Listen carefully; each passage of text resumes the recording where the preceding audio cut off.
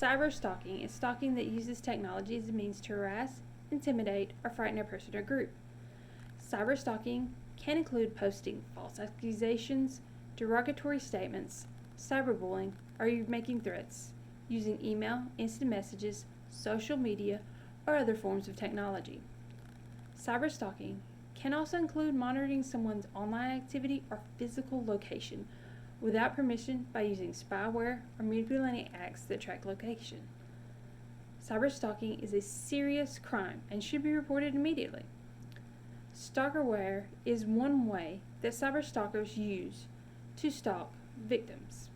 Stalkerware is a type of spyware that is usually installed by a person that has both physical access to the device and a relationship with the victim. This is usually done without the victim's consent or even knowledge. Since stalkerware is often advertised to catch a cheating spouse, it is often called spouseware. Stalkerware is often hidden on the device in another app, usually an operating system app. This is done to keep the victim from uninstalling or even finding the malicious app.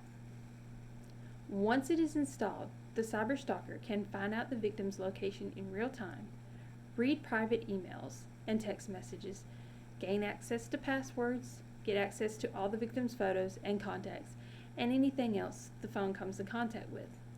Cyber stalkers can also use legitimate apps the victim already has installed on his or her phone to stalk the victim by tweaking the settings. For example, they could change the settings on Google Maps to share the victim's location with them in real time. Google will not send a notification to the victim for 24 hours.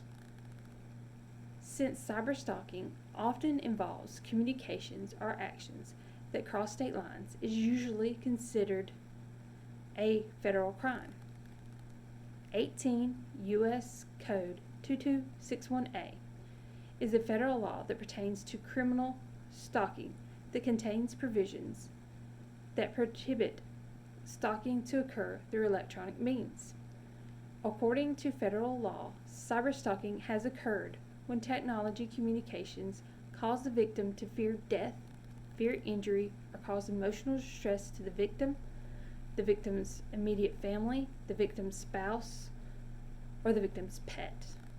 Punishment for cyber stalking depends on the injury to the victim. If the victim dies as a result of the conduct, the punishment can be up to life in prison. If the victim suffers a permanent disfigurement or a life-threatening injury, punishment can be up to 20 years in prison. If the victim suffers from serious bodily injuries, then the punishment can be up to 10 years in prison. All other situations include punishment up to 5 years in prison. If cyber stalking is not found to cross state lines, it will become classified as a state crime. Every state has a different laws regarding cyber stalking.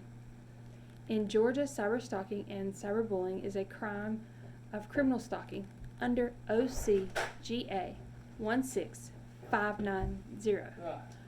Stalking is considered to take place when a person places the victim under surveillance or contacts another person about the victim's location without the victim's consent, or when the person violates a temporary or permanent restraining order.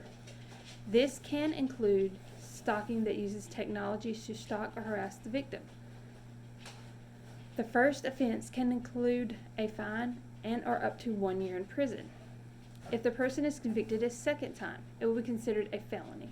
They would then be subjected to federal punishment, which can include life in prison. A federal grand jury in California charged Ian R. Diaz with conspiracy to commit cyber stalking, and perjury. Diaz and his wife were framed a former girlfriend, Jane Doe, for sending harassing and threatening online communications. They did this by making emails look like they came from Jane Doe and were sent to Diaz's wife. Then he reported the crime to local authorities, claiming he was feared for his wife's safety. As a result, Jane Doe was arrested, charged, and detained in jail for almost 3 months for crimes they committed and framed her for. Diaz could face up to 5 years in prison for each count if convicted, totaling 15 years.